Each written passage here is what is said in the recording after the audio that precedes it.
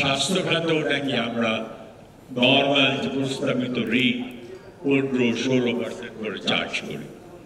Actually cost benefit analysis করতে গেলে যদি আমি স্বাস্থ্য খাত বা ব্যাংকিং খাতের ব্যাপারে 2 মিনিটে সেরে নেব।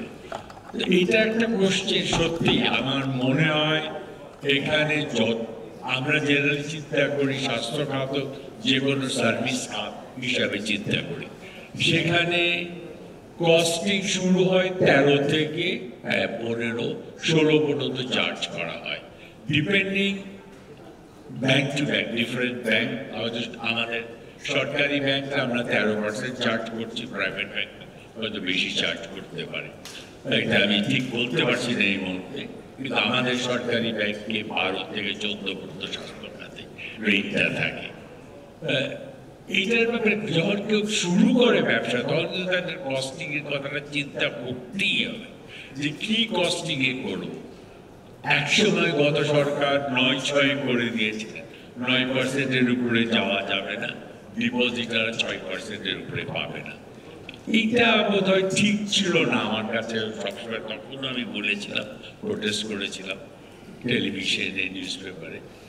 এখন যেটা ওপেন মার্কেটে, হ্যাঁ, যে কোনো প্রজেক্ট করতে গেলে 10+, অ্যারাউন্ড 10 হলে ইট ইজ কমফোর্টেবল, এটা আমি বিশ্বাস করি মনে প্রাণে, চেষ্টা করি। কিন্তু যেহেতু শ্রেণীকৃত ঋণ অনেক বেশি হয়ে গেছে, ওইটার একটা কস্টিং আছে, ওই কস্টিং ধরলে সাধারণ যারা ভালো কাস্টমার তারা কিন্তু বেনিফিটটা পায় না। এখানে তারা ভুক্তভোগী পার্ট অফ ওই লাইনে চলে যায়। যখন ম্যানেজিং ডাইরেক্টর ছিলাম তখন একটা জিনিস স্টার্ট করেছিলাম, যারা ভালো উদ্যোক্তা, ভালো পেমেন্ট, রেগুলার পেমেন্ট করছে সারা বছর, বছরের শেষে তাদের 2% রিবেট দেওয়া হতো অন ইন্টারেস্ট রেট। এইটা কিন্তু চালু করা দরকার। আমি অগ্রণী ব্যাংকে করে এসেছিলাম, আমি মনে করি সবকটা ব্যাংকিং সেক্টর, এখানে আমার অর্থ উপদেষ্টা নাই, এটা ওনাকেই ডিসিশন নিতে হবে। তাহলে ভালো যারা রেগুলার পেমেন্ট করে যাচ্ছে, আমরা ক্লাসিফাইডের ব্যাপারে সবকিছু ছেড়ে দেওয়ার চিন্তা করি, তাদের জন্য যদি ভালো যারা, তাদের জন্য 2% রিবেট বছরের শেষে পায়।